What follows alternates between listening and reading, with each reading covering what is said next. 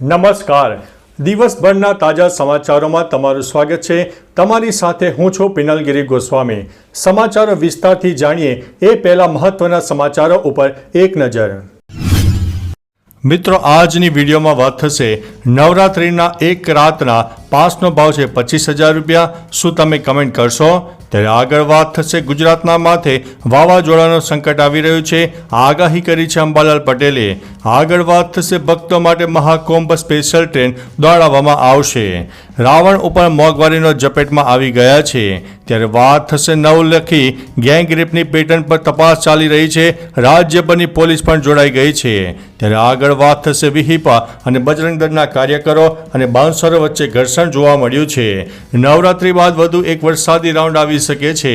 ત્યારે આગળ વાત થશે જાહેરમાં ભાવુક થયા હતા હર્ષ સંઘવી. ત્યારે આગળ વાત થશે મોડી રાત્રે સર્જાયો હતો ગમખ્વાર અકસ્માત. હવે મિત્રો સમાચારો વિસ્તારથી. બનાસકાંઠાના ધાનેરા પાસે ફોર્ચ્યુનર ગાડી અને બાઇક વચ્ચે ટક્કર થતા અકસ્માત સર્જાયો હતો. દરમિયાન બાઇક ઉપર સવાર 4માંથી 3 લોકોના ઘટના સ્થળે મોત થયા છે. એક યુવક ગંભીર રીતે ઈજાગ્રસ્ત થયો હતો, તે હોસ્પિટલમાં દાખલ છે. અકસ્માત બાદ ગાડી ચલાવનારો ગાડી મૂકીને ફરાર થઈ ગયો છે. પોલીસ આ મામલે ગુનો નોંધીને તપાસ હાથ ધરી છે. આ ઘટના ધાનેરાના ખિંમત પાસે ગત મોડી રાત્રે બની હતી. મિત્રો, અન્ય મહત્વના સમાચારની વાત કરીએ તો વડોદરામાં માસૂમ પર થયેલી રેપની ઘટનાને લઈને હર્ષ સંઘવી જાહેર મંચ ઉપર ભાવુક થયા હતા. તેઓએ આરોપીઓને કડકમાં કડક સજા આપવા માટે કહ્યું છે. ત્યારે સુરત પોલીસ કમિશનરે કહ્યું છે કે ગુજરાત પોલીસ રાત્રે ઊંઘશે નહીં, એને ગમે ત્યાંથી પકડીને લાવશે અને જીવનમાં ક્યારેય કોઈ દીકરી ઉપર આંખ ઊંચી કરીને જોશે નહીં, એવી પરિસ્થિતિનું નિર્માણ થશે એવું વચન આપીએ છીએ. મિત્રો, અન્ય મહત્વના સમાચારની વાત કરીએ તો નવરાત્રી બાદ વધુ એક વરસાદી રાઉન્ડ. રાજ્યમાં નવરાત્રી બાદ વધુ એક વરસાદી રાઉન્ડની શક્યતા છે. હવામાન નિષ્ણાત અંબાલાલ પટેલની આગાહી અનુસાર 7થી 12 ઓક્ટોબર દરમિયાન અરબી સમુદ્રમાં એક વરસાદની સિસ્ટમ સક્રિય થવાથી 16થી 22 ઓક્ટોબર દરમિયાન રાજ્યમાં અનેક સ્થળે ભારે વરસાદ પડી શકે છે. સાથે જ ઓક્ટોબર અને નવેમ્બર મહિનામાં પણ વાવાઝોડાની શક્યતા રહેલી છે. મિત્રો, અન્ય મહત્વના સમાચારની વાત કરીએ તો ગાંધીનગરના સરગાસણના ઠાકર ફાર્મમાં શુક્રવારે એક દિવસ માટે આયોજિત હાઈ પ્રોફાઇલ ગરબામાં વિશ્વ હિન્દુ પરિષદ તથા બજરંગ દળના કાર્યકરો ખેલૈયાઓને તિલક કરીને પ્રવેશ આપવાની માંગણી સાથે પહોંચ્યા હતા. આ સમયે આ કાર્યકરો અને બાઉન્સર વચ્ચે ઘર્ષણ સર્જાતા મામલો બિચક્યો હતો. છેવટે પોલીસને લાઠીચાર્જ કરવાની ફરજ પડી હતી. જોકે આ મામલે પોલીસે કોઈ ફરિયાદ દાખલ નથી કરી. મિત્રો, અન્ય મહત્વના સમાચારની વાત કરીએ તો ભાયલી પાસે ગેમ બ્રેકના કેસમાં જિલ્લાની એલસીબી, એસઓજી, તાલુકા પોલીસ અને શહેર પોલીસની ક્રાઇમ બ્રાન્ચ મળીને જુદી જુદી દિશામાં તપાસ કરી રહી છે.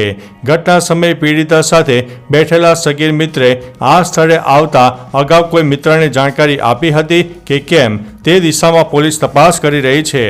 આરોપીઓને પકડવા રાજ્યભરની પોલીસ જોડાઈ હોવાનું સામે આવ્યું છે.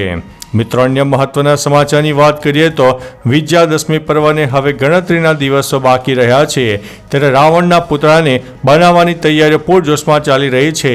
દર વર્ષની જેમ આ વર્ષે પણ કાગળ અને ગુંદરના ભાવ, વાંસના બાંબુના ભાવ વધતા રાવણનું પુતળું પણ મોંઘી કિંમતે વેચાશે તે નક્કી છે.